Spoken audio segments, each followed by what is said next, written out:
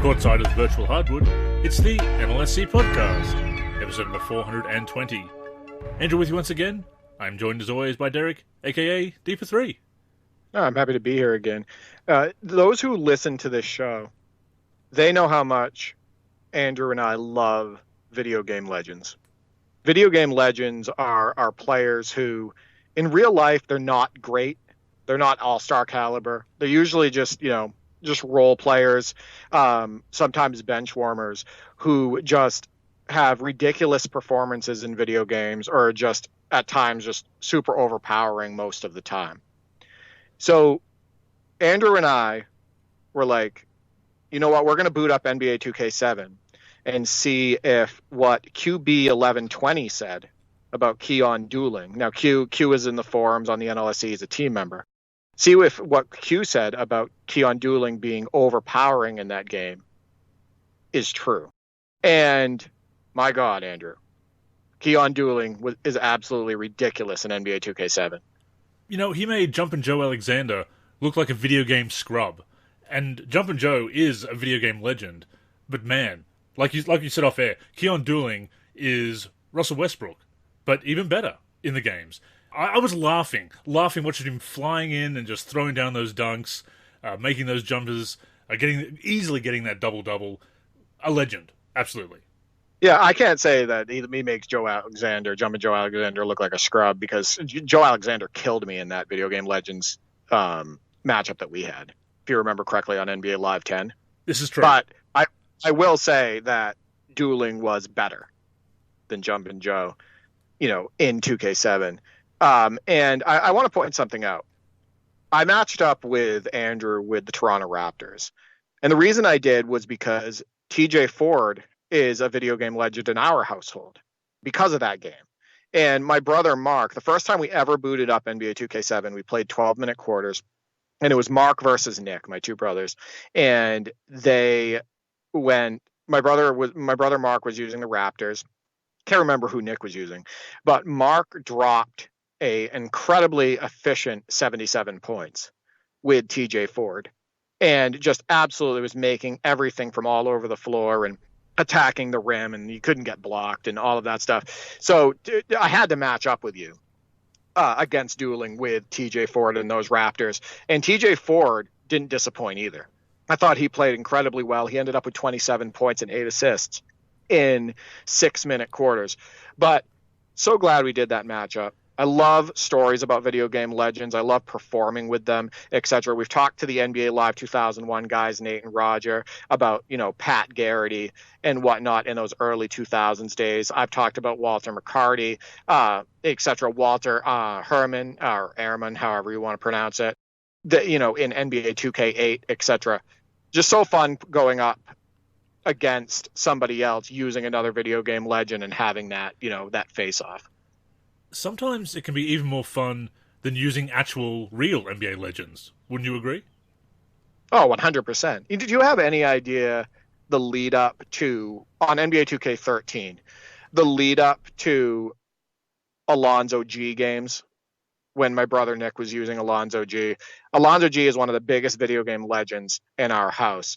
And we absolutely dreaded playing against him, and he would absolutely dominate us pretty much every single game. Like I said, I've said it on a prior podcast. Alonzo G in NBA 2K13 is like Julius Erving on steroids. Like, he's just absolutely ridiculous going to the hoop. He dunks everything, etc. So, no, it's fantastic. And about Keyon Dooling, the thing is about that performance is he wasn't just like flying in for dunks. He was dunking on multiple defenders on multiple possessions. Like, it was absolutely ridiculous. And those highlights are up on the NLSC YouTube. I sent that video to Andrew after cutting up the highlights. But you can see Keyon Dooling with one-handed tomahawk jams, two-handed jams, in traffic, over big guys. He wasn't that type of player. And I can't do that with TJ Ford, but they made Keyon Dooling absolutely ridiculous. He's like a young prime Westbrook. Well, Ford was raining threes. He was living up to his reputation as a video game legend, absolutely. But Dooling Those dunks, absolutely ridiculous. Did you check out his ratings? I forgot to look at his ratings and see if they kind of messed that up. They must have, because there's no way he should have that animation package. I didn't want to look at it. I didn't want to look at it. It almost like ruins the mystery, the lore, the mystery and whatnot. I don't want to look at TJ Ford's 3-point rating. I don't want to look at Keyon Dooling's, dunk rating, anything like that. But it brought me back to that game we had on NBA Live 10 when we put in the full video game legend squad with me, with Kirk Heinrich and Hashim Thabit and whatnot. And I hit that Thabit game winner on you. We got to do that again. And we got to do that on different video games too, because we could put those teams together and put them on the floor. And I think that would be a lot of fun. But I think I'm going to do a video game legends showcase series, possibly, for the NLSC YouTube, where we put all these matchups together. And I send you those highlights, because I think that a lot of people, connect with that. Remember, we had Nate and Roger on the show, and they like I said, they were talking about, Pat Garrity just being just such a marksman and way overdone, shooting the ball in NBA Live 2001. We're not the only ones who appreciate these video game legends. Oh, we definitely aren't. And people are amused by it, they're entertained, they remember their own video game legends, that ridiculous performance they had with a player who probably shouldn't have been putting up those numbers, although, as we've seen in real life, sometimes these players do go off for 50 points, and that's always entertaining. So it's kind of realistic, even when it's unrealistic, in a way. But Keyon Dooling, definitely a lot of fun to play with. I did blow that game because I started going to him too much in the fourth quarter, and I said to you after the game that was my first full game of 2K7. Reflecting on it, I'm not sure if it was. I'm pretty sure way back in the day I played a full game when I was first testing it out and seeing whether I could make that switch to 2K at the time, and I didn't. I was still sticking with Live or Live 06 PC, if falling back on that if all else failed with the new games, like a Live 07, obviously. So I think I might have played a full game at some point, but it's definitely been over a decade, I would say. I've booted up the game to get screenshots for articles and whatnot, and just gone into a quick game and got the screenshot and got out again. But as far as actually playing a proper game, that's my first one in a long time. So yeah, I haven't spent a lot of time with 2K7, so that is one that I'd like to spend a bit more time with, and I'll go back and revisit those games, because now that I have gotten into the 2K series over the last decade, I do find it easier to go back to those games. I still have my quibbles with the dribbling controls. Live was doing it much better with the right stick dribbling, maybe about the only thing Live 07 did better, and some better faces, probably. Tony Petit's face was pretty shocking, but apart from that, 2K7, a very solid game for its time. But no, that's selling it short. It is a fine game. The controls are a bit wonky to me because I'm not used to them, but I do want to spend some more time with that game. Yeah, I hadn't played a full game of NBA 2K7 in a very, very long time. And you really miss that right stick dribbling when you play 2K7. You start thinking, I wish this was more like NBA Live 10 and whatnot, or like you even said stated, even like NBA Live 07. The only thing about NBA Live 07, the right stick dribbling, the only saving grace, especially for that Xbox 360 version and whatnot. But I thought the game went really well. I think both of us overused TJ Ford and Keyon Dooling throughout the game, because we were trying to do different things with them, and it was a video game legend showcase. So we're both actually kind of guilty of that. But I think that it ended up being a good competitive game. Some really good highlights from like Grant Hill and Bargnani, and a big dunk with Fred Jones, which is quite fitting. He was in the dunk contest. Really nostalgic looking at those rosters. I know you were feeling that way too. Putting those teams on the floor, seeing those players on the floor, brings you back to a time when you and I definitely enjoyed the NBA quite a bit more than we do now. Even more probably for you now, considering your Bulls are struggling. Oh yes, all of a sudden, out of nowhere. Yeah, absolutely. Yeah, out of nowhere, right? I think they fell to 5th in the East, but no, I think that one of the best things about going back and playing those games, the 2K7s, the Live 2001s, etc., is seeing the faces, the familiar faces and familiar places, and seeing the courts, seeing the jerseys, seeing how they perform on the court, just kind of like a sign of the times. It's always fun going back and playing the older video games for that reason.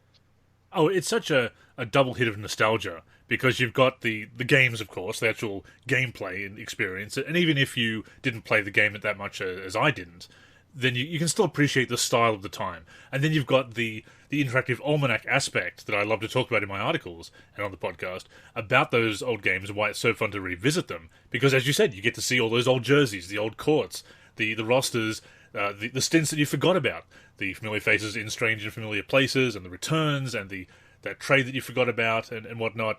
It's great. And I love that suggestion, that idea you have of having that Video Game Legends series. I'd be totally down for that. Really keen to get on Parsec and do that with you. Try out those different Video Game Legends and put together those teams in different games. I mean, we've said it so many times before, but Parsec has been so much fun for us. And these are the kinds of things that we love doing, as well as the tournaments, of course. How about that 4 players connected experience that we had on NBA Jam on Fire Edition with you, me, NBA Live Girl, and Brent Lane? How awesome was that? And, we had an audio issue, which I figured out what that was. So, they were not on my end, but you guys ended up having a little bit of an audio issue on your end. But how awesome did that work? And how fun was that to go 2v2 for humans on NBA Jam on Fire Edition? Next to being on the couch together or in front of an arcade machine, that's as close as it can get. And it was working fantastically for everybody. That was what was the best part about it. Yeah, it was working great. And I think the best thing is I think we played like 6 games. We did. Alternating and none teams. of us wanted to stop. Yeah, we were alternating teams and whatnot. So it was like one game it would be me and you, another game it would be me and Brent, another game would be me and NBA Live Girl, and you'd be switching it up on your end and whatnot. And I thought the games were super fun, really interesting to see how players play together. And none of us wanted to stop doing it. I came up with the suggestion to say, hey, let's try a 5-on-5 sim game with all 4 of us connected, because I wanted to see how it worked, right? And so we ended up playing NCAA Basketball 10. We almost won one of the games, all 4 of us playing together for the first time, so controlling 4 of the players on the floor out of the 5. But it worked great for you, and it worked great for them, and obviously for me. And we had a really good fast break where 3 people were involved, a slick bounce pass in for a jam. We had a couple plays where the ball swung to a shooter and they hit a 3, etc. It worked great. And so, Parsec has been just unbelievable. I'm going to keep trying to promote it. I'm going to keep trying to get people on that application, because nothing beats the fun of human versus human gameplay or human with human gameplay. So it's a lot of fun. And the great thing about NBA Jam is that you can get together like that, 2-on-2, casual arcade action, fast-paced action, easy to pick up and play. That even though as we switch teams, you and I, our chemistry, we received the compliment about our chemistry in NBA Jam on Fire Edition.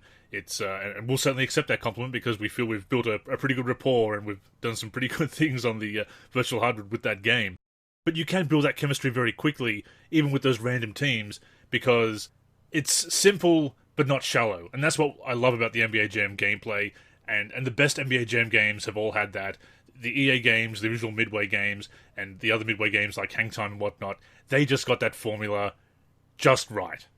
Yeah. Andrew and I go into every game we play on the same team on NBA Jam on Fire Edition knowing exactly how we're going to play together. And that's an advantage. We both have established roles that we've kind of established through playing through the road trip together and whatnot. And we know what we're both going to do on defense. We know what we're going to do on offense. We know how we're going to move the ball. I think we both kind of think ahead with each other, like, where I'm going on the court or where I'm going to be. It makes throwing alley-oops fun, or kicking it out for a 3 fun. And, it makes us really effective. So, I feel like we're really strong on NBA Jam on Fire Edition, as we should be for how much we've played together. But that made me really want to do like an NBA Jam on Fire Edition tournament with 4 people connected, for each game. So a teams tournament. So I might try to organize that. I've already proven that I can get 16 people, through the College Hoops 2K8 tournament.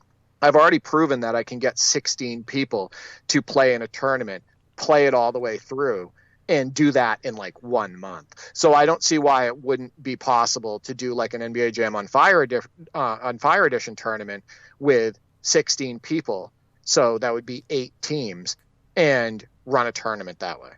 Oh, it's definitely feasible, and I'd be absolutely down for that. You know, I was thinking about us having another Jam on Fire Edition tournament, and 2 versus 2, and you and I competing, and obviously, you know, we kind of dominate at that game. What if we were to be a barnstorming team, and we're just taking on everybody? Everybody's got to come and take us. We're kind of like the final bosses. I think that would be fun. I think that would be a blast. And obviously there's, you know, I feel like we have a little bit of an ego with that game because of how well we play together. And I also think that there's people in the community that would want to shut that up. Like, they'd want to be like, yeah, we got to shut these guys up and we got to beat them. So, no, I think that would be kind of funny and fun to do. But I think a traditional 8-team tournament with maybe 3-game series for each, or at the most 5-game series for each, would just be an absolute blast. The cool thing is that, you know, we're almost done the 3rd NLSC tournament being run through Parsec. We had the NBA Live 10 tournament. We had the NBA Jam on Fire Edition tournament. And then we had, obviously, the College Hoops 2K8 tournament. And, you know, people are picking up on how fun this is and how great Parsec works. And everybody's getting the app and you know, and connecting with each other. And King J Mace did something really cool, I thought, today. He did an NBA 2K22 blacktop tournament using different mods and whatnot from the community. So he had a bunch of people connect throughout the day, and they spent a few hours actually on his stream and whatnot playing the game connected on Parsec, and they ran through an entire tournament in one day. And I actually tuned into the stream to see how it was going, and there was a couple different people mic'd up, King J Mace included, and everybody in the chat is having fun. There's some friendly trash talk going on and whatnot, and also, you know, props given one way or another to, you know, their opponents, etc. And, you know, I got to give props to King J Mace for being a really good personality. Like, people connect with him in the community. He's a very thankful person. He's a very competitive person, as we know in the College Hoops 2K8 tournament. He's a very likable person. So, you know, you have people in the live chat just having a grand old time, you know, on this stream, and, you know, people really enjoying getting on the court and competing, you know, in that tournament, and, you know, showcasing their skills in front of him and the other hosts and whatnot. Really cool idea by him, really well executed. And I'm just really happy to see other people running tournaments and just having fun playing these games together. That was really cool to see, and I'm with you 100% on that one. You know, shout out to King J Mace, has been very supportive of our content, taking part in the tournaments, obviously, submissions to the top 10, doing great stuff with modding, and now running this tournament as well, and sharing that love of basketball gaming with his fellow basketball gamers, which is what we love, is what we're all about. So, you know, hats off to King J Mace, absolutely. So another thing, too, that I wanted to bring up is he ended up dropping his Final Four game in the College Hoops 2K8 tournament to our friend NBA Live 2001 legend Nate Stasio. And he streamed the game, and he's been streaming those games each round, and he's just been having an absolute blast doing that, and people tuning in and watching him play those games, which, by the way, hasn't affected the performance at all. It worked great for Nate, just as usual, you know, worked great for other people that have connected with him. But man, you know, these guys, they get so into the tournament, and it is hilarious. Like, I'm listening to some of his stream, and he's talking about how the refs are against him and all of that stuff. And, did he pay off the refs? It was absolutely hilarious, because you know that these conversations that he's having on that stream when he's talking about the game, that's what he'd be saying in person too, right? It's that whole Stildo 33 punch the guy in the arm scenario. Absolutely. And yeah, so I thought that was really cool. So College Hoops 2K8 tournament, you know, Nate actually moved on to the finals. So he's in the NCAA championship game with Kansas, and he's waiting on the other matchup, which might be played tomorrow night, actually, between UAB, which is Freak Band, so that's the Cinderella story here, and Memphis, Brent Lane. So, the tournament's been great, and I can't wait to host that. NCAA championship game. But yeah, it's really cool to see how much these guys get into it. Nate Stasio kind of sweating during part of that King J Mace game because he went down 13-5 to start the game, and then he kind of like pulled it together and ended up playing better and played really strong defense and pulled that game out. But it's been really great for the community, the Parsec thing, and it's just really cool to see everybody connect. And NBA Street Volume 2 is another game we're talking about doing a tournament on, and you connected with NBA Live Goal on that one, and more highlights, once again playing with the NBA legends, MJ and Magic. It's hard to go past that team to play with. Well, there's a bigger story behind that session. I only showed the great game, because that's, people want to see a great win and whatnot. Of course. And it's also fun using Magic and, using and seeing Magic Johnson and Michael Jordan on the same team and whatnot, and Bill Walton. Yeah, I connected with NBA Live Girl. We played some Street Volume 2. I know that she was itching to play that. And we had a couple great wins, super fun using, Magic and Jordan. She was on Jordan. I was on Magic. She's very good at that game. And so we were a really good team, really good chemistry pretty much right off the bat. Her jumping from oops from the start, setting picks. We were utilizing our game breakers for the most part, really smart. But so we deviated. So we won a couple games pretty handily using, Jordan and Magic and whatnot. So I was like, all right, well, let's use regular teams this time. Let's see how that goes. And I thought it would be a lot of fun to put the Cavs on the floor with Darius Miles and Ricky Davis, right? She uses Darius Miles. I use Ricky Davis. We have Big Z at center, and we'll go up against the Clippers. And I may never use Ricky Davis ever again in that game because what an absolute failure he was. We ended up because we put it on Legendary when we used that team, and we only lost one of the games. We played 2. We only lost one of the games by like 2 or 3 points on Legendary. I thought we played pretty well in the first one, but Ricky Davis missed all of his game breakers, wide open threes, just bricking them. And usually those are really high chance to go in. They rarely ever miss. And he was missing dunks as well. And it's like, how bad could Ricky Davis? He couldn't be much worse in this game. I'm surprised we played as well as we did. She had quite a few really good dunks and caught a few really good alley-oops with Darius Miles. But what we were missing in those games that we lost with the Cavs on Legendary was a shot blocker. Z was too slow. He wasn't really blocking anything because he was a computer-controlled player. And we couldn't get any blocks really with Darius Miles or Ricky Davis. So, yeah, Ricky Davis, the big disappointment, but it was a really fun session with her. See, I'm surprised because you'd think Ricky Davis would be that overpowered player in Street. You'd think he'd be kind of like that video game legend or indeed an NBA That's Street what I thought legend. It'd be.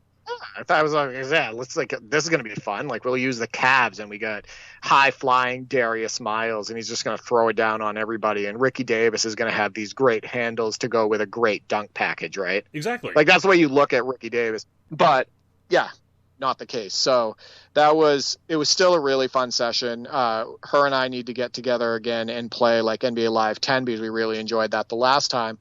But, yeah, she's been enjoying Parsec as well. And I think it's been great. And missing game breakers. See, this shows that I haven't been playing a lot of Street too often in many years, but I'd forgotten that it was actually possible to miss them. Oh my God. Well, that's what I said to her in the chat. I was like, it's rare. Like, I've seen it. You rarely ever see, especially like a good shooting, technically, like a guard that can shoot, miss them. Like, you just rarely ever see it. And I think in the span of those 2 games, I think I missed 3 good looks at threes, game breakers with Ricky Davis. And it honestly made us lose. Like, the first game, we were doing really well on Legendary and we were beating the Clippers. And then that game breaker missed, and then it all fell apart. So, yeah, I've never seen that many miss. And then there was also a game that her and I played, and I want to say it was on Legendary, where No, this one was on Mad Game. We ended up winning the game, but I believe Jordan missed like a wide open dunk, like on one end of the floor. And it's like, I never see that on Street Volume 2. Why is this stuff happening right now? But yeah, it was still good. It was still a really good session. That's when you know that the the AI is not playing fair. The computer has skewed the game in its favor with that difficulty level. Yeah, that's very possible. We know that computer assistance is certainly built in one way or another, and momentum is built in one way or another in a lot of these games. I've seen some of that in my 2K14 My Career, which I'm still playing into my third season now, about 7 games in. Next up, I've got the Lakers, which is the first time I get to face the Lakers with Kobe and LeBron as a duo, so that's going to be interesting to see if that hands me the first loss of the season, or if I can get a big win there. But I'm playing with this rookie, Derek, Terry Hansen, and you talking about Ricky Davis reminds me of some of Terry Hansen's follies on the court. He's kind of raw. I sent you a spin move that he did that was very aggressive, very strong, and he'll pull off moves like that, and he'll catch lobs and hit threes with that very high-arcing jump shot animation that he has. But then he'll just brick free throw after free throw. It kind of looks like a poor man's attempt at a LeBron James in the Creator Player. So he's kind of like an impersonator LeBron, and it kind of plays like him at times, but other times a bit more like Ricky Davis. Yeah, I mean, you sent me a few highlights where he had a few strong finishes in traffic that I thought looked really good. But I mean, that's part of the fun of it, right? It's, for you, it's trying to get him involved, seeing how he's going to pan out. Is he going to fit in with the team? Is he going to affect your win-loss ratio, etc.? So I know you're getting a kick out of that, and I knew that you weren't going to be able to stop playing 2K14. It's been such a gem for you. Oh yeah, this year, last year, and you've had so many memories playing against the computer, playing that My Career experience and whatnot, and that's not something that I can really get into. We've talked about that before. You and I, you grew up mostly playing the computer, right? Yes. Like that's like I grew up with 2 brothers. So for me, my ultimate gaming experience and when I have the most fun is with other humans.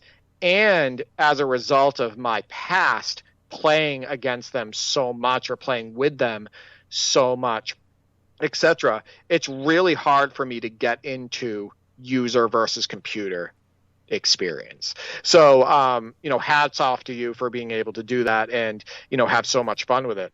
But yeah, I'm really glad that you kind of stuck with this My Career that you're playing and that you're still so into it. Well, I'm going for the Hall of Fame. I only need one more milestone to qualify for it, and I should get there either with steals or assists, or probably both by the end of the season. Kind of my goal to actually fulfill all those milestones and have a bit of a long career, maybe end up simulating a bit to get through a few seasons, bring myself up to date, the 2022 season. That'd be really cool to do. So that's a long-term goal with that will take a bit of simulating, I'm sure, because I am playing 12 minutes. But you touched on one of the reasons that I do love the CPU, user versus CPU, and My Career, and franchise mode gaming as well, and that is the storylines and the way the league evolves. You get these generated rookies, and I've always preferred generated rookies to real draft classes. It is important that the draft class customization is in the game, and there's definitely value in that, so I don't want to put that down. But for me, I do like to have those, as we said, video game legends that come from generated rookies, and these storylines, and I'm actually trying to get Terry Hansen Rookie of the Year. That's because I got Rookie of the Year when I was a rookie as a My Player in that mode. So now I'm trying to get us another Rookie of the Year winner by feeding him the ball and getting him to get assists by assisting me for my 39 points a game that I'm getting with my avatar. So that's kind of a goal too. I've had my glory. Now I'm trying to get him some awards as well as a rookie. And just seeing the way the league is shaping, that whole thing with Kobe and LeBron joining forces and some of the other moves around the league. Rajon Rondo has just signed with the Bobcats. He's now playing alongside Kemba Walker, so there's an interesting situation there. Some of the player movement logic in 2K14 is clearly a little bit buggy because I'm looking at some of the rosters and they're a bit too heavy on point guards or centers or whatever, so some of that logic isn't great, but the lineups are still pretty good, still pretty logical for the most part around the league. It's taking shape. You're seeing some players move on and some big names. Dirk joined the Brooklyn Nets, so that was a big move in this reality, this alternate reality. So yeah, I'm enjoying playing Year 3. And since I don't think I'll really get into 2K22 as much as I thought I might, I might be playing 2K14 right through to 2K23. I think that's the smart move. I think that's what you should do because We talked about it on and off air, how you were a little bit disappointed in the NBA 2K22 gameplay and you weren't able to get into your Bulls My NBA experience. You're not a big fan of it on your PS5 and you're not a big fan of it on the PC version, and the mods can't fix the gameplay, right?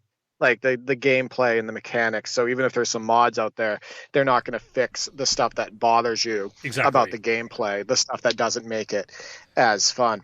Yeah, my brother and I, Nick, actually, we kind of retired NBA 2K22 for the moment as well after we finished our season and won the championship. We're not sure how much we're going to play it up until NBA 2K23, if we're going to play it at all. So I'm kind of in the same boat, but I have endless stuff to play. I have my NBA 2K19 season that I'm going to be starting with Stildo 33, the 94-95 season. I'd love to start a season, and I might talk to them about it, possibly with Nate and Roger on NBA Live 2001. Maybe we could swing that. That might be a lot of fun. I have all the games that I'm playing with my brother Nick on NBA 2K17 and my brother Mark. So we have Nick and I have a versus season using my Ultimate Classic Teams roster on 2K17, so using all classic teams. And then my brothers and I have a 3-way co-op season that on using my Ultimate Fantasy Draft roster for that same game. So there's endless games to play, and there's a lot of different games that I enjoy. There's so many different people that I'm playing with that I definitely don't need to play the newest title.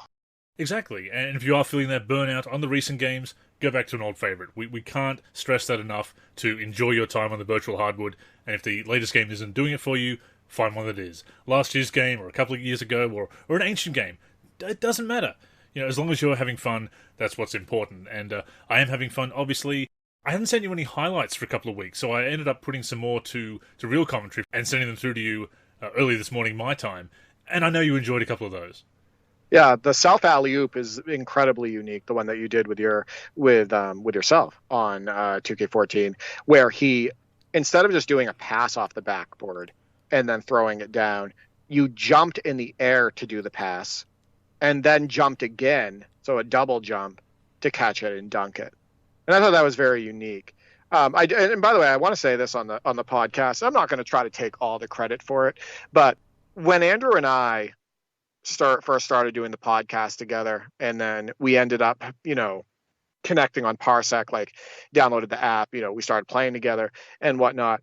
Andrew was very much a my career guy, right? Like on the newest title, you were a grinder.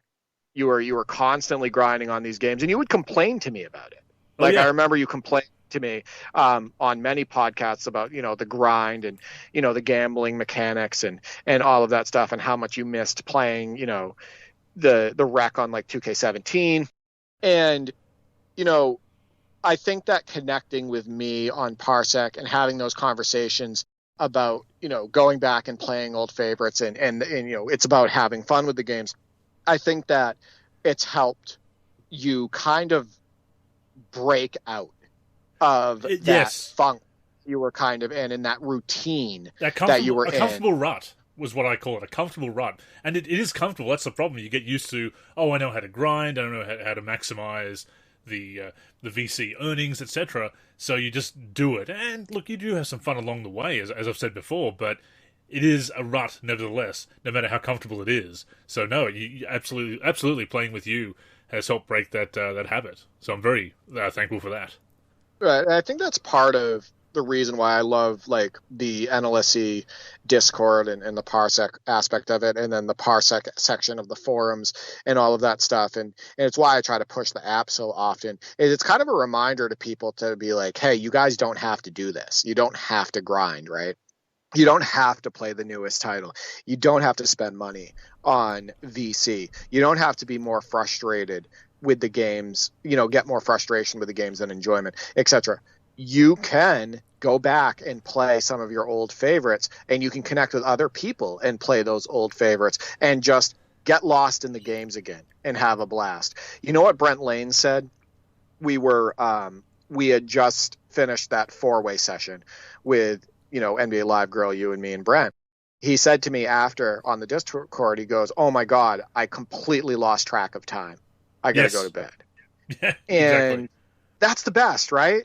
I've said this before on so many other podcasts. That's the best when you lose track of time when you're playing a game, and you're like, we got to play another game, or we got to do a rematch, or we gotta play, I want to play something else One more for with you tonight. Yeah, because I'm having a lot of fun. Yeah, how many times have I said that to you? One more exactly. Yeah. rematch. Yeah. Into the early hours of the morning, we said, "Oh, we better call it a night because one of us is, at this time in our part of the world is getting into the wee hours of the morning." But no, let's play one more. Let's play one more. Right, exactly. And that happened when we had that session, and it's happened when I've had sessions with, the 40 plus people that I've had sessions with so many different people, and I love it. And that's what it's all about. So yeah, I just want people to keep connecting, and I want people to keep playing the old favorites, or discovering new favorites of old games, etc. So yeah, I'm glad that you're out of that funk. I'm glad you're just playing what you want to play. I'm glad that you and I connect and play, all these different games using Parsec and whatnot. So yeah, it's good stuff. And it's also confirmed to me that my career wasn't always a painful grind. It was an enjoyable journey because that's what it's been for 2K14. I thought I was completely burned out on my career. And then I played it to write the Wayback Wednesday on that first My Career story in 2K14 for PS4 and X1. And got hooked again and realized it's not that I'm totally sick of the My Career experience. I do like playing other modes as well, franchise, exhibition with you or against the CPU, etc. But it's not that I'm against the My Career experience anymore. It's that My Career has just become this tedious grind. And it wasn't always. And this is proof. And it just goes to show that it's all in the design of the mode. And if you do focus on the recurrent revenue mechanics, I know it's a dead horse, but if you do focus on that rather than the fun and giving gamers a fun journey, that's what the mode turns into. Simple as that. I'll say it again. Go back and find some old NBA 2K14 threads when the game was fresh. Go find some 2K14 threads, whether it be on Operation Sports or on the NLSC, etc., and you'll see how happy and excited people were with that mode, right? Definitely. They weren't talking about feeling like they're getting cheated. They weren't talking about a ridiculous grind. They weren't talking about mechanics in the game that were frustrating them, that were trying to get them to buy VC, or just gameplay mechanics too that frustrated them. They were just overall enjoying the game. And I've said it on so many different podcasts. Go back and look at the Metacritic scores for those older games, the 2K14s, 15s, 16s, 17s, etc., and then look at how much it plummeted when 2K18 came out, which was the start of this madness, the true madness, and it pretty much continues today. But yeah, that's another great thing about going back and playing these older games, whether it's online or offline. It's seeing that the design, it's looking at the design decisions, whether it be presentation wise, functionality of modes, gameplay, etc., and seeing what they were actually focused on and what they were trying to bring to the consumer. And what you see with 2K14 is they were a lot more fair to the consumer, and the focus really was on that presentation and on basketball, on the NBA, etc., and just giving the user the best possible gameplay experience. It's very apparent. And like you say, you look at the Metacritic scores and they 100% reflect that. As far as being able to go back to old favorites or try different games, I have a lot of them. And I actually posted a photo of my collection on Twitter. I've been meaning to do that for a few weeks now. I madly got all my games out again so I could take a proper photo without the missing games in the first photo. Look, nobody would have known, Derek, but I would have known. So I had to do it again. So I took that photo, I put it out there, and I think people were impressed. Unbelievable. Yeah, I mean, you have the biggest basketball gaming collection I have ever seen. I have a huge collection. But mine doesn't. I can't compete with yours. You still have more titles, more older titles than I do, etc. For people that I probably have the biggest collection. I'd say so, yeah. Outside of you. But yeah, incredibly impressive. You have the In the Zone series, the Shootout series, the 2K series, the Live series, the arcade basketball series, the jams, the streets, all of that stuff. It's just basketball video game heaven is your collection. And I'm glad that you posted it. People got a kick out of it. They absolutely loved it. And I'm glad that you did that, because people need to know how much you love basketball video games and, how dedicated you are to them. Multi-platform, multi-series, as I said. And I've got some rare gems. I was able to pick up the college basketball games at a pretty good price, which is not easy in recent years because they've really shot up as collector's items. And obviously live in 2K across multiple platforms as well. Some good games, some questionable games. I have kids sports basketball in my collection. You don't have it in yours. That may actually enhance your collection and detract from mine, but nevertheless, I do have it in my collection anyway, and some other oddities as well. I'm strangely proud of it. Speaking of which, kids sports basketball, we got to do a video game legend showcase on Ginger Clay, right? We're going to have to play kids sports basketball, and I'm going to have to, dominate you with Ginger Clay. I think we need to mod him into a 2K game or a live game. I could. I should make a cyberface for him. Ginger Clay. I really should. The Ginger Clay cyberface. First name Ginger, last name Clay. That would work out. But no, I think it's great. I got to post my collection at some point. I've been trying to actually get that organized so I can take a picture. It's not easy, as you know. It's also not easy putting it away once you get it organized. Oh, it's the worst. It takes almost as long to put it away because I have everything organized in my drawers and on my shelves, so I can easily get things and find things. So I'm trying to take it out in order and put it away in order. But it's worth doing because it stays organized that way, and it's better for both the photo and then the subsequent restorage. But yeah, it takes a long time to pull it out and to set it all up again. It reminds me of collecting basketball cards. Yes. And when you took all your basketball cards, because you'd have these things, a way to keep busy when we were younger was to reorganize our basketball cards, right?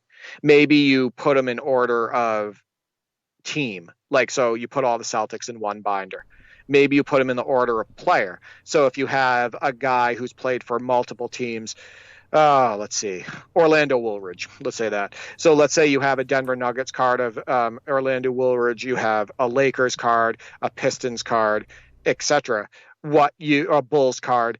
What you do is you put all the Orlando Woolridges maybe together. So instead of organized by team, you organize it by player and you put it in alphabetical order.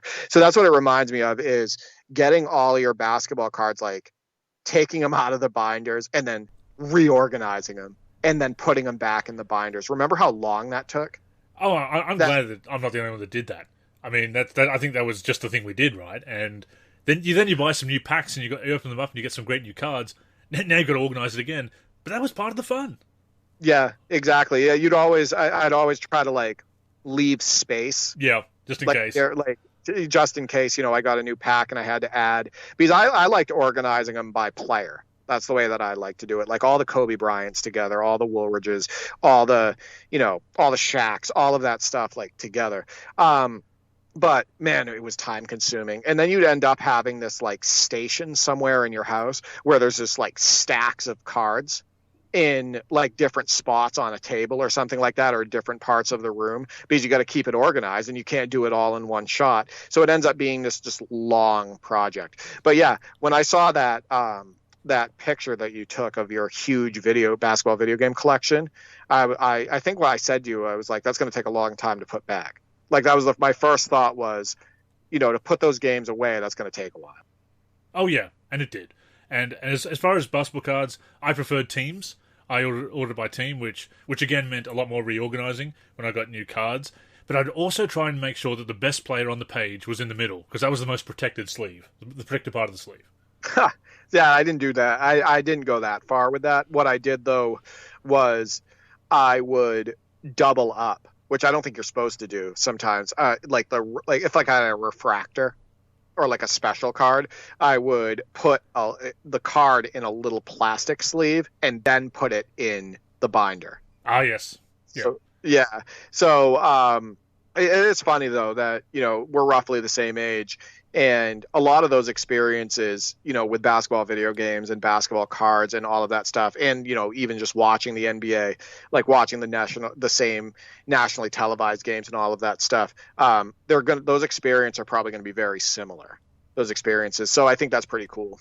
And it is. And being on other sides of the world, being on opposite sides of the world, and you being, of course, in the States where the NBA is happening, and me on the other side, and you being a Celtics fan, me being a Bulls fan, we actually have found we've had a lot of parallel experiences growing up as fans of basketball gaming, and of course card collecting as well. Now looks like we just do the same thing. Yeah, no, it's I think it definitely helps as far as how we kind of clicked, like the chemistry right away. And I think now what are we at? Over 120 episodes together. That's it. Yeah, 120. Yeah. So yeah, I think it's worked out. So we put a couple of mailbag questions out this week, and one of them was about games that people wish they could own, or that they regretted trading in, or in fact that they regretted buying. You put out there as a bonus question. But looking at my collection, Derek, are there any games that you feel a little bit envious of, perhaps, or that you look at my collection and think, oh, I wish I had that one? All of them. All of them?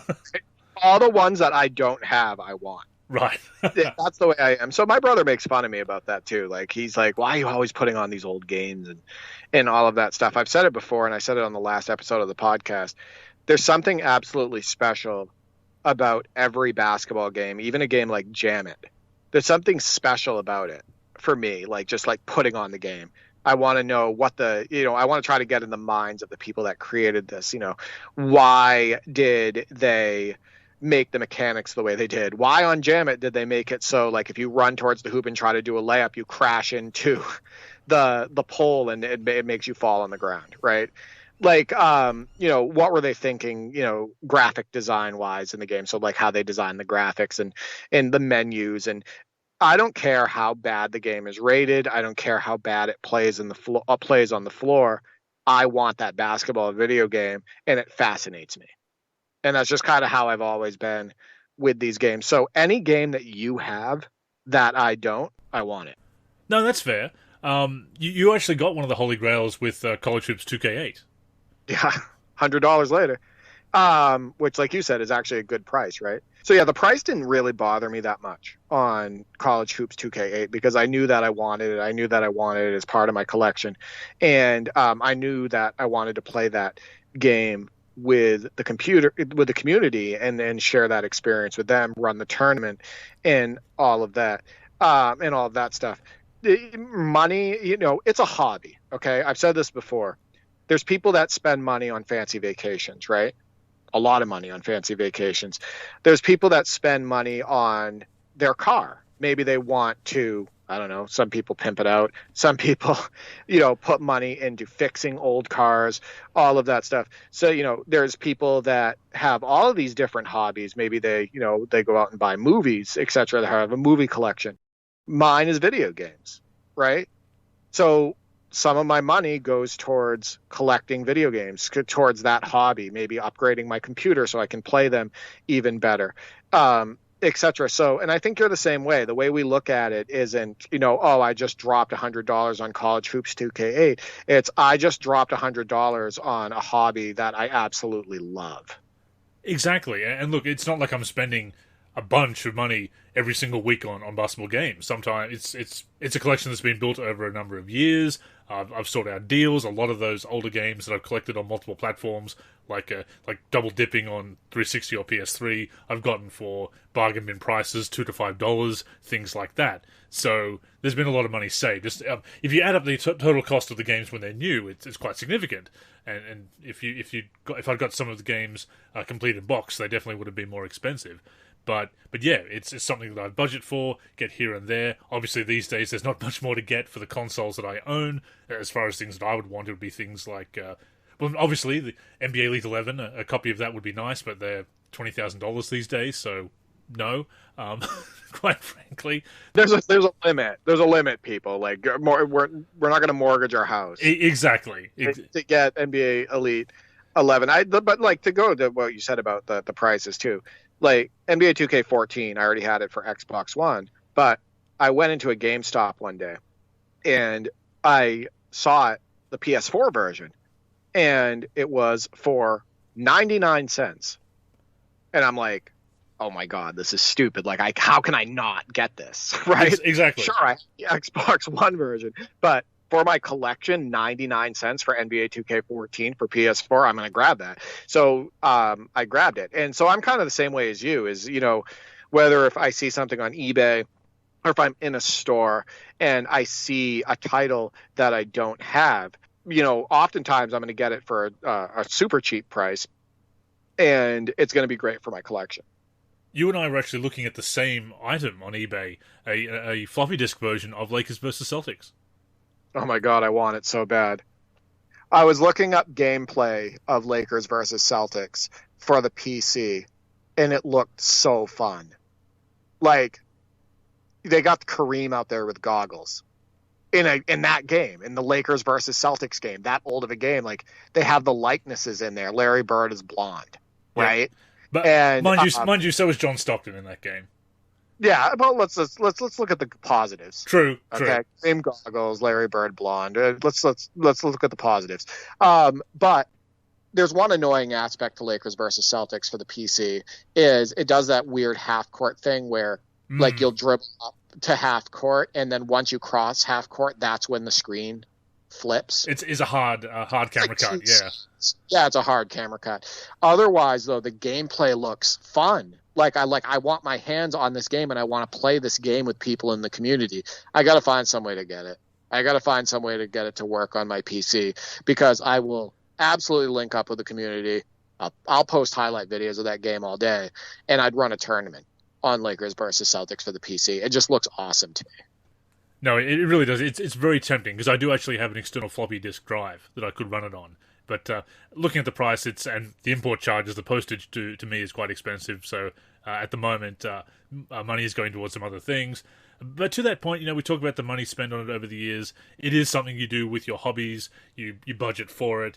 And I think back to when I was younger and going out a lot, going out with with friends and drinking and whatnot back in the day. And I'm sure many of us spent more money in a single night, going out and on taxis home and things like that, than I have on a game here and there. So it's all in how you look at it. And I think putting it in that perspective, it's a better investment. It lasts longer, obviously, although I have fond memories of hanging out with friends and whatnot. But as you get older, having a hobby like that is a bit more manageable, a bit more appealing than going out every Friday night. Yeah, I can promise you that I spent quite a bit of money going out. And when I was younger, I could have bought a hell of a lot more games. Yeah, you mentioned going out and drinking to the bars and whatnot. Think about the price of even just going out to eat. Sure. Right. You go to, I'm just going to throw out a place. Let's say you go to Applebee's and you go and you pay for your date, or you pay, for your wife, or you, maybe you have kids and you go out and you pay, it's, $40, $50, $60 sometimes higher when you go out to eat. So yeah, to kind of put things into perspective, that's why we don't feel bad about, him and I like splurging on our basketball gaming collection. But I will say this, it is funny that, I sent Andrew that eBay link for Lakers versus Celtics on PC, and he laughed and he goes, I was looking at that exact same item. Yeah. So that's how kind of crazy we are. That we're just always looking for that. What rarity can we find on eBay or Amazon or local thrift store or whatnot? Right, exactly. It's a lot of fun. It's a hobby that it will never get old for me. And if there are any other games that I'd like to collect, NBA Jam Tournament Edition for PlayStation, a lot of the copies of that are a bit more than I want to pay for that game, considering I already own it on PC and Super Nintendo, and the PC version is probably the best version, or certainly as good as the PlayStation version, I would say. So there's a few games like that are some platforms that I don't own. So I don't have any Sega consoles, so I haven't collected on that. At this time, I'm not really looking to do that, but can't rule it out in the future. You got to get the Jaguar 64-bit, though, and White Men Can't Jump, right? Of course. Have you ever played that game? I don't think so. No, I don't think I've played that one. It's bad. It's fascinating to me. I grew up playing it and whatnot, but the camera is weird, the gameplay is weird, the mechanics kind of suck. Like, let's be honest, it's not a great basketball game. But hey, if you're a collector and you're crazy like we are, that's a game that you'll want to pick up. Well, I got Slam City with Scottie Pippen for PC. That's a pretty good version of that one. Plus, it also comes with a temporary tattoo. How many games these days do that? None. The stuff they were doing back then, with games, that's incredibly 90s. Yeah. as well. That That's 90s cheese right there. that promotional material with the crazy face. I think that kind of artwork, that design, that crazy face yelling about something being promoted was in pretty much every like 90s video game magazine and promotional material in the boxes. It's YouTube before YouTube. Yeah. It's that thumbnail before the thumbnail. It is. If you really think about it, maybe that was the start. Maybe that's where they got it from. It's funny. That's like what influencers do now in order to get clicks. But they were doing that in their own way, in magazines and whatnot, in inserts back in the 90s. I did want to give a shout out to King J Mace as well, really quick, before we move forward with the show. You're familiar with Dominus from YouTube, right? Yes. Dominus, I think he has close to 400,000 subscribers on YouTube. He's been a 2K influencer for a long time. And King J Mace got him on Parsec and had a session with him, connected on Parsec. It looked like it worked amazing for Dominus. And I think King J Mace actually beat him in the game, in the blacktop game, 21-19. I watched the highlights. Both of them were mic'd up. Both of them had an absolute blast. And I thought that was really cool. So you got the big influencers now jumping on the Parsec train and, playing these games. So I thought that was really cool. Which indeed brings us to this week's mailbag question. We put it out there. What games do you wish you owned? Do you regret trading any in? And the follow-up question, do you regret getting any? So to that point, let's open up the mailbag. To the mailman. The pump fake. What an unbelievable dunk! So first up we have Derek, another Derek, at Chuckboy Thunder on Twitter. I wish I owned NBA Live 10 on Xbox 360. And yeah, that is a great game to own and play. Well, hey, if he has a PC, Derek, get on Parsec and connect with me if you want to play it. Because we could always, get a few games of NBA Live 10 in. There's a lot of people that are fond of Live 10. A lot of people think that it's the last great live game because not everybody was fond. Not a lot of people were fond of the PS4, Xbox One generation of, NBA Live games. So, yeah, that's not a surprise. And I think there's a lot of people that would have loved to own NBA Live 10. Well, it became my retro kick for a long time last year, as you recall. We were playing it on Parsec. I was playing it myself, sending you highlights and just having a great time with that game. I did enjoy it back in the day, but I really did develop a new appreciation for it last year playing it again. And of course, playing it head-to-head with you definitely went a long way in changing my opinions on that, because it was the first time I'd really played that game head-to-head outside of a few online games, which were, even then, kind of toxic, that scene. That's just the way the online scene is, unfortunately, and has been for quite a while. But I do love that game. And actually, we received a tweet from JStash23 mentioning a discussion that came from on Twitter about NBA Live 10's atmosphere and how it still holds up today. It says, I truly believe it still outshines its competition. Different times of the season gave us different atmosphere. Live 10 and NFL 2K5 go it for presentation. And yeah, those different atmosphere settings were a big part of the authenticity in NBA Live 10. It's one of those ideas that I'm amazed that 2K hasn't borrowed, and possibly done even better. Just being able to pick the different atmosphere settings, be able to have a playoff game at any time, and then you've got all the presentation for the playoffs and the decals on the court and around the arena and whatnot. That was awesome. Yeah, so there's a couple different pieces to that. So he brings up a very valid point. And if you remember correctly, I talked about this on the forums, and I've talked about it on the podcast several times. Some of those older games, like NBA 2K14, the one you're playing, for example, and even NBA 2K14 for the PC, and then NBA 2K12, 11, NBA Live 10, etc. Those games had much better in-arena atmosphere than the newer 2Ks. The crowd is louder. They're more animated. Even some of the sound effects in the older games just seem louder and even oftentimes more realistic than the newer ones. They really focused on that. And one thing I want to point out is, and you and I have talked about this off air, in the NBA now, even when there is a full crowd, there's a lot of people there and whatnot, the crowd isn't as loud today as it used to be. It's not. Right? Not the as arenas passionate. are not as loud. There doesn't seem fit like fans are as passionate about their teams and their favorite players and whatnot. And you watch on TV, and what's booming when you watch TV? The commentators, right? You hear the commentator's voice incredibly loud. The sound effects are quieter on when you're watching it on TV. The crowd isn't as loud. You hardly hear the crowd noise most of the time. So really times have changed in a way, and NBA 2K22, as far as crowd noise and whatnot and how loud the commentators are over the action and everything, it's not really that inaccurate. And that's kind of sad in a way. But if you go back and you play 2K14, you play 2K13, 12, Live 10, etc., the crowd is definitely louder. The sound effects are often louder, etc., and the commentators aren't taking over the action like they do in the new ones.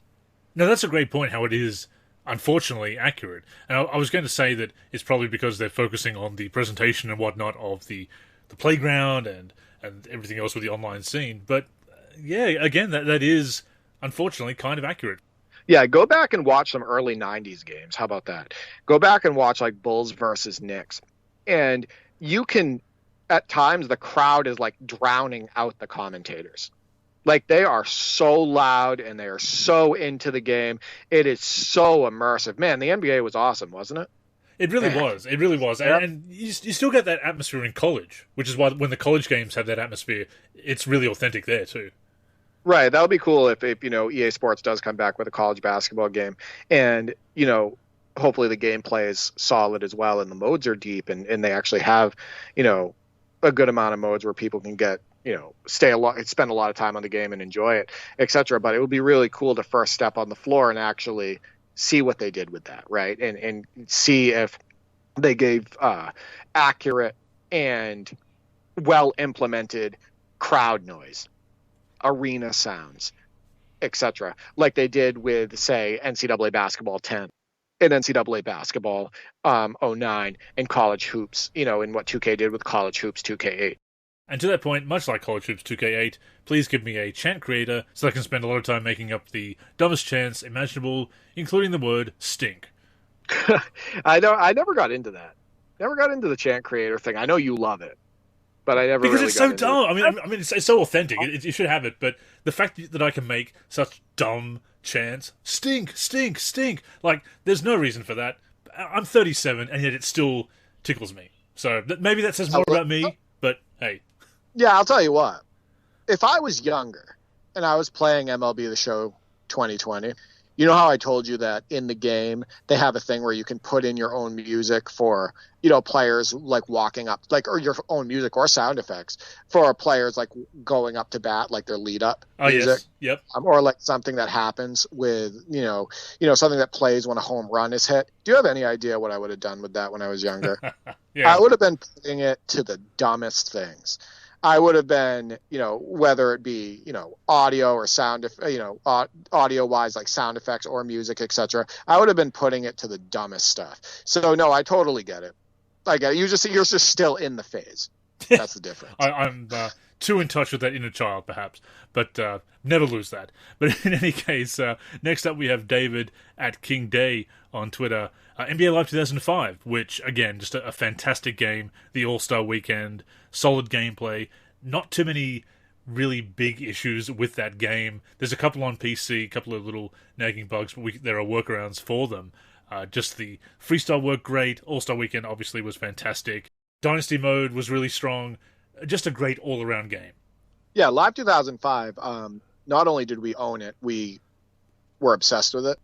In my house, my brothers and I played NBA Live 2005 an absolute ton.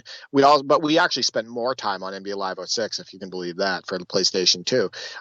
But yeah, that's obviously a great choice. Like you said, people remember the All-Star Weekend stuff. And the game was so well promoted. So I'm sure that people, this guy was seeing the commercials for it, seeing the ads for it, and for one reason or another, maybe it was time or money or anything like that, he couldn't get his hands on it. But I'm sure that he was jealous of anybody who owned it. Of course, it's not that expensive to get NBA Live 2005 if you are a retro collector. Both the PC and PS2 versions, at least, are pretty inexpensive. So at least some of those really popular games that sold very well, Derek, usually they're not too badly priced. Maybe max out at about $10 complete in box, which some people may still think is pretty expensive, but again, compared to a College Hoops 2K8 of $100 or more, are very reasonable. Yeah, I think the problem is getting it for the $10 or $20, but then also like having to pay for the shipping. I guess it depends. Like if you can find the game on Amazon and use Amazon Prime, all the power to you. Maybe you can get some free shipping. So unless it's like a super rare game, usually the price is pretty reasonable. And to that point, next up we have Knowledge Bone at the Harassment on Twitter. NBA Street, I'm guessing the original. Again, a classic. I mean, I had NBA Street and NBA Street Volume 2, and I spent a lot more time with Street Volume 2, but NBA Street, the original, is still an outstanding game. It was great, and I actually still own it. I own NBA Street and NBA Street Volume 2, so I'd love to connect with more people on that at some point. I have all the Street games for PlayStation 2. I did trade them in. Well, I'm trying to remember if I actually had Volume 2 back in the day or if I played somebody else's copy. I did have the original Street, and I know I traded in at some point when I was much younger and needed the money. No, but I was trading in some games as I was done with them. And then, of course, in later years thought, oh, I actually want to have a collection. So I went and bargain hunting, and that was one of the games I got back, the Street Volume 2 and V3. So I did actually trade that one in, but I got that back for, I think, about 10 Australian with free postage. So that was pretty good, that price. But NBA Street, it's kind of overshadowed by Volume 2 because Volume 2 added so much more content. But I think Street was such a landmark release. Kind of like you look at the original Jam and then Jam Tournament Edition.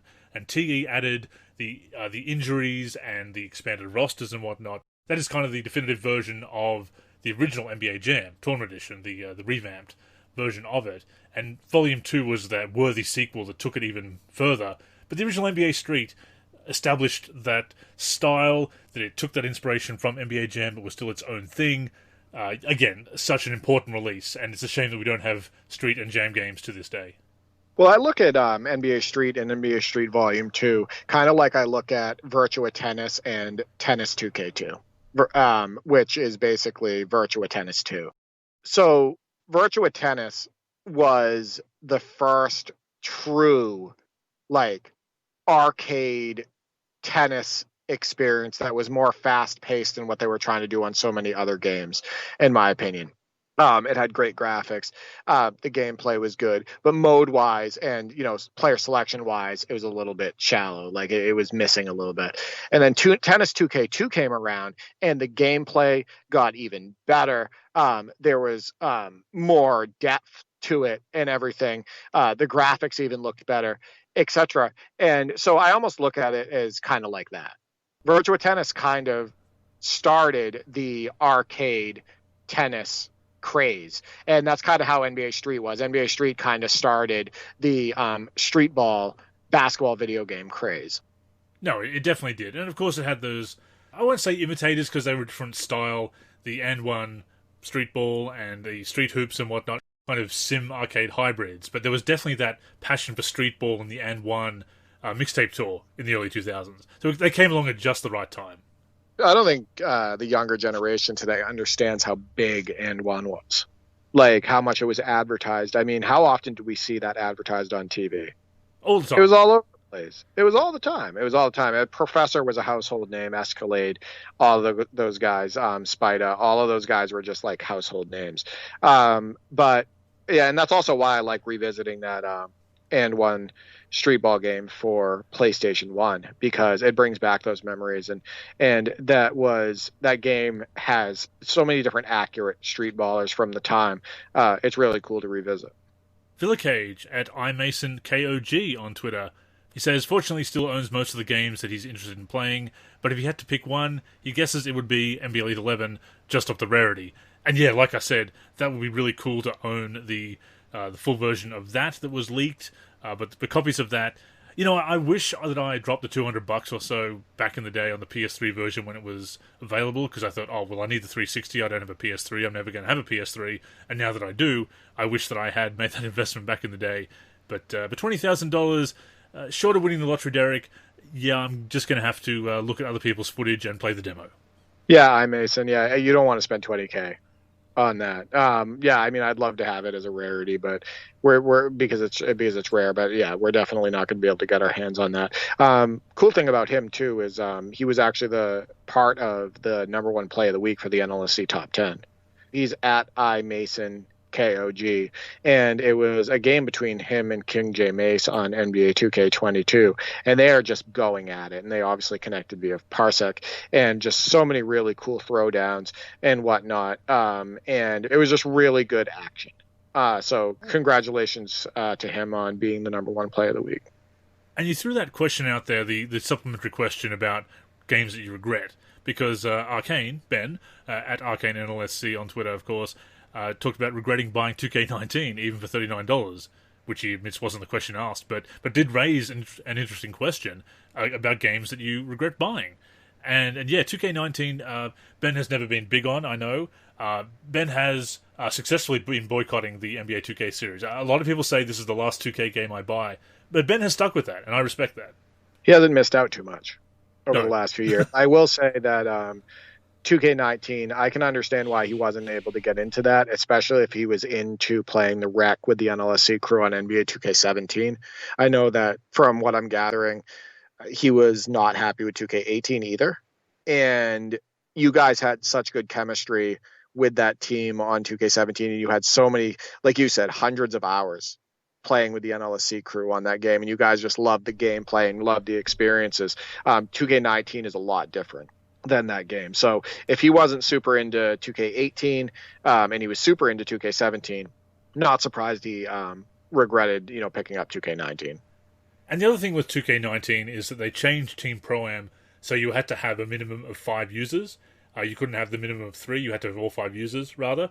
So instead of being able to jump into a game with 3 users aside and 4 AI players taking the other 2 spots on each team, which a lot of us were happy with. We didn't prefer it. People always say, oh, if you want to play against bots, why don't you play My Career? It's not that we necessarily prefer having AI players. It's just that we prefer having 3-on-3 users with a couple of AI players aside than going to the rec and dealing with that toxicity. So it worked well, especially on international servers. It might be easier to get 5 users per side in North America, but if you're on the Australasian servers, which are in Japan, you may not get enough teams that have enough players to fill. You may not have that yourself. People may be absent. People may be busy. They can't make the session. So that was what was great about being able to play with a minimum of 3. So not being able to do that really killed our ability to play Team Pro-Am games in 2K19. 2K17 and 18 had allowed that minimum, as did 2K16, the original Team Pro-Am in that game. So that was a big change. And people are always pushing back, we don't want bots, we want it to be the home version of the 2K League, etc. So, proper matchmaking options. I'll put it out there one more time. Actually, it's not going to be the last time, but I'll put it out again anyway, because it's always worth mentioning. Proper matchmaking, where you have an option that if you don't want to play with AI players, flick that option, and you'll never get matched up with them, or alternatively, make the matchmaking logic never match up full squads with non-full squads, and then everybody wins. But not everybody wants to win. They want their way, and for somebody to lose. Basketball gaming is not a zero-sum game as far as all of us being able to be catered to. When there are options like that, give us those proper matchmaking options, please. Do you know how many times people that Andrew has mentioned proper matchmaking in our conversation? It's a meme at this point. At this point with Andrew, yeah, like I totally understand where you're coming from. I know this is an area that Andrew is incredibly interested in and passionate about as far as the online scene goes in not only NBA 2K but probably in basketball video games in general. But proper matchmaking. That is the match that I'm after, absolutely. But Gilbert Scrape at Sheepsman on Twitter, NBA Live 07 for original Xbox. And yeah, as much as we talk about the disaster that was the Xbox 360 version of NBA Live 07, the prior gen version that came out on PS2, Xbox, and PC was pretty rough as well. There were issues with the substitution logic, the fatigue effects weren't working properly, there were other bugs as well. Some of them were fixed on PC with the official patch, not enough of them, unfortunately. It was really an afterthought, which is ironic since the Xbox 360 version, the flagship version, was also such a rough game, Derek. But yeah, that was the year that Live really started to go downhill across the board. I will say this, the PlayStation 2 version of NBA Live 07 still is a lot more competent as a basketball sim title than Live 07 for 360. True. Low bar. Yeah, exactly. The 360 version is still possibly the worst basketball video game, considering, who made it, the time it came out, all that stuff, possibly the worst basketball video game ever made. So for me, going back and playing the PS2 version, I'm like, hey, this isn't that bad, right? Refreshing. After, once you go, if you play them back to back and whatnot. I'm not surprised you mentioned that. We talked about the 360 version kind of just being the major start of the downfall of the series. Villa Cage again at iMason KOG, of course. I think 2K18 doesn't need me to explain why. No, 2K18, just saying 2K18 does explain a lot. It makes you wonder, has he listened to the show before? Maybe some of the earlier episodes of you and I are just absolutely, not bashing. Well, okay, no, it was bashing. NBA 2K18. And I think that hurt the series more than any other game has ever hurt the 2K series from a quality standpoint. That was the start of the 2K series downfall in my household, to be completely honest. Just so many poor design decisions with that game, poor implementation of the new gameplay engine, etc. Just 2K18. I mean, it was a technical disaster on so many levels, but also it squandered goodwill like no other game before it, because you had the Prelude, which cleverly hid that you were going to have to pay for haircuts and things like that. It hid the cost of upgrades, because in previous Preludes, or the 2K17 Prelude, I think, was the only one before that, but you could upgrade your player, you could earn a little bit of VC playing through that demo, and upgrade your player a few points, heading into the full version, and it would carry over to the full version. You couldn't do that in 2K18. And some of the other prices with My Team and whatnot, they started to push their luck with that, and the 2000 VC haircuts and everything. Yeah, it wasn't just the technical problems, although that is a huge issue, don't get me wrong, but you couldn't even fall back on goodwill then. They squandered so much goodwill with that game. And they introduced ice skating on the basketball court. 2K How on about ice. that? Yeah. 2K on ice. And they still haven't gotten that foot planning right, so how about that? And to that point, Trav at MidwestKing_100 on Twitter also mentions 2K18. Interestingly, though, NBA Live 2004. Now, that's the first time I've heard that kind of negative response to Live 2004. So that was interesting to me. Yeah, I saw that, and I was like, I like the comment, because it's like, thanks for responding to the mailbag question. And obviously, I agree with him on NBA 2K18. But I want to say this. NBA Live 04 isn't for everybody. My brother and I joked about this because we were just playing it recently. The pace of NBA Live 2004, if you're looking for like an attempt at a sim basketball game or like a sim experience, Live 04 just might not be for you. The game is fast. And I think Culture mentioned it. Culture on the Discord actually it wasn't on the Discord. It was on one of my YouTube videos of NBA Live 2004. It was like a gameplay video. And, she had stated, man, I never understood why they made this game so fast, right? Like everything is so fast. The animations coming together are so fast, etc. So if that's not his type of pace, I can picture him not liking that game like right off the bat, right? Because you and I talked about it on a prior episode with NBA Live 2003 and NBA Live 2004. Those games, you can tell what one of the goals of the developers was to make those games action-packed, like super fast. And I think that I understand why he may not, why he may regret that decision to purchase it. Now, that's a good point. I hadn't thought of that, because I'm so used to playing with my own slider tweaks, and I usually do drop the speed down into the mid to late 40s, and that works out pretty well as far as having that realistic speed for the time. So without those slider tweaks, it may not be to everybody's satisfaction. So no, that does make sense. Apart from that, I do think it is a very strong game across the board. It took a step back graphically when they introduced the new engine with the 10-man freestyle control, but of course it did have better physics after that. They toned down some of the freestyle moves from 2003. But no, I hadn't thought of that, but certainly it is very frenetic out of the box until you do drop that speed slider. So that makes sense. And I love Live 2004, you know that. Oh yeah. Like the memories that we've had on NBA Live 2004 and the video game legends created and all of that stuff, the amount of different seasons that we started, me and my brothers and whatnot, endless memories with Live 2004. Definitely one of my favorite games in the entire series. So, but yeah, I kind of just see both sides. And look, I like an unpopular opinion as well. I mean, that's cool to get an unpopular opinion in response to the question. Right. But if you come at me and give me reasons why you like NBA 2K18, I might be like, really? Really, do you? And I might question you a little bit. But I do know that NBA 2K18 isn't like hated or disliked by everybody. I know that that there's people that are even still modding it a little bit. So definitely just play what you enjoy. Absolutely, and don't look down upon anybody else for their preferences. Though again, if somebody likes 07 for 360, that's questionable. I'd want to know the reasons. It'd be fascinating. Reasons. Like, do you have legitimate reasons for enjoying the visual? What's the visual appeal of it, and what's the gameplay appeal? Like, I just want to know what those reasons would be. And let's wrap up here with Knowledge Bone again at the harassment on Twitter. This is a very interesting point to end on, Derek. I don't think there's a basketball game I regret buying. Honestly, can't think of one. And that's an interesting point because, yeah, even when you're disappointed with the game, you're still passionate about basketball gaming. We obviously have collected some questionable games over the years, including Live 07, obviously. And you've mentioned before you have 2 copies of that game for 360. So, yeah, I think that's a good approach as well, to not really have any regrets about it. I've never regretted buying a basketball video game, but I have been incredibly let down by a couple games. 2 of them being the ones that we've already discussed, NBA 2K18 and NBA Live 07 for the 360. But yeah, I've never like regretted a basketball video game purchase.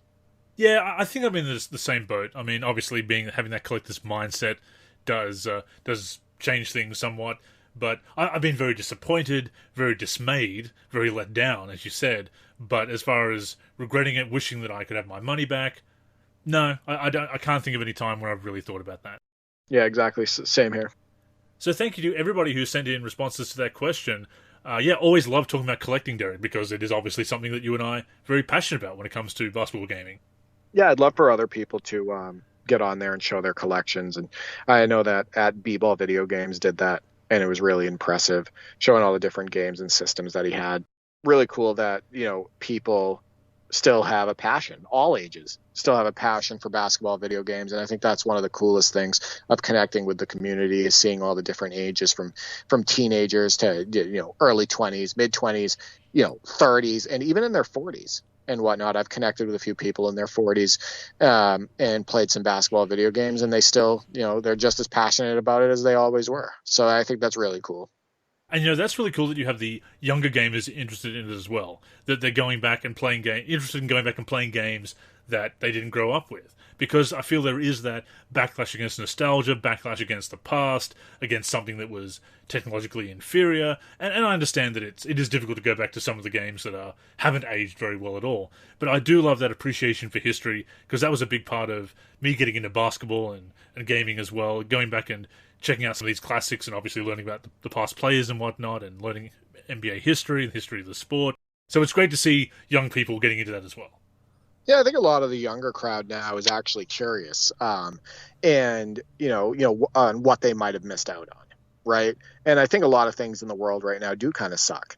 And I think that even the basketball gaming space only having that one, NBA 2K option, that kind of sucks. So I think that a lot of kids, the younger crowd today, is they're curious. What did I miss out on? What they were all of these basketball games. Maybe I'd like to give a few of them a try, etc. What is all the rave about, right? So I think it's really cool, and they're having a blast. What are these old heads yelling about? These old games. Wait, there were no microtransactions? Really? This sounds pretty good. I can promise you that video games were an absolute blast before online gaming. Let's put it that way. I can promise you that, memories were created in households all across the world, before online gaming. Yes, it wasn't all Live 07 and Kid Sports Basketball. We also had Live 2000 and NBA 2K11 and many other strong titles as well. Right. We try to focus on the positive on this show, though. We do. But sometimes it is funny to laugh at the rough ones as well. Right. Not every game can be as good as Garfield Kart. No game is. No game is, to this day. But with that being said, that has brought us to the end of episode number 420 of the NLSC Podcast. Thank you as always for joining us. The show comes out every Sunday on the NLSC, which is me-live.com. You can also tune in on our YouTube channel, as well as the various podcatching apps and platforms, Spotify, Apple Podcasts, Stitcher, Podcast Addict, just to name a few. Wherever you find your podcast, tune in and listen to us each and every week. And to keep up with all of our content, as well as get in touch with us, you can connect with us on social media. So, Derek, what are your handles, and do you have any final words for our listeners this week? No, thank you as always for listening to the NLSC podcast, submitting your highlights for the top 10 plays of the week, participating in the tournaments, connecting with me on Parsec and playing the various games, loving what's going on in the community. You can contact me on Twitter at D4384 or at D43G. I'm on the NLSC, D43, where I'm a team member over there. And then I am on YouTube as well, D43. I am Andrew in the forum and Andrew NLSC on Twitter. The NLSC is on Twitter and Facebook at the NLSC. We are NLSC Basketball on Instagram. Our YouTube channel is youtube.com/NBA Live Series Center.